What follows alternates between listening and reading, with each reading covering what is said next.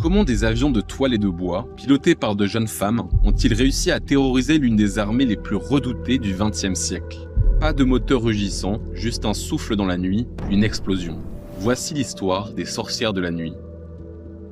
En juin 1941, l'Allemagne nazie lance l'opération Barbarossa, une invasion massive de l'Union soviétique.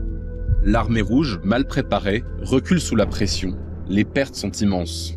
Dans ce chaos, une aviatrice célèbre, Marina Raskova, parvient à convaincre Staline de créer 3 régiments exclusivement féminins, dont un destiné au bombardement nocturne.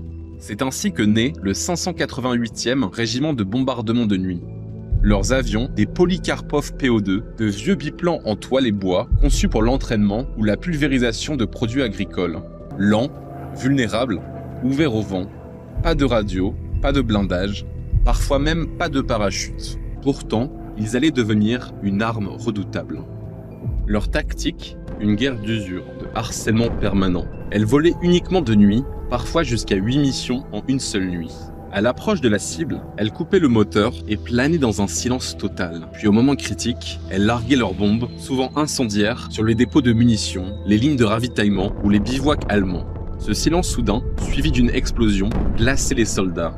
Le bruit du vent dans les ailes rappelait à certains le frottement d'un balai dans le ciel, d'où ce surnom murmuré avec effroi par les soldats allemands, Nachthexen, les sorcières de la nuit.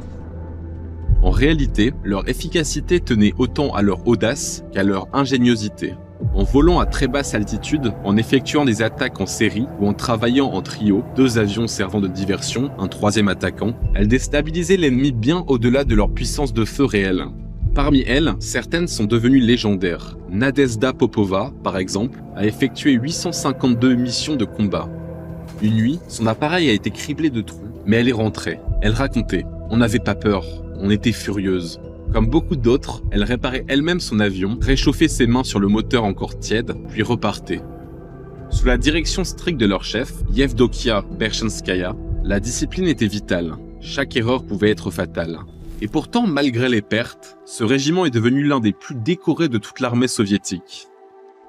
Ces femmes n'étaient pas des sorcières, elles étaient pilotes, mécaniciennes, navigatrices, mais surtout elles étaient un symbole, le symbole que la guerre ne se décline pas au masculin, que la peur, le courage et la résistance n'ont pas de genre.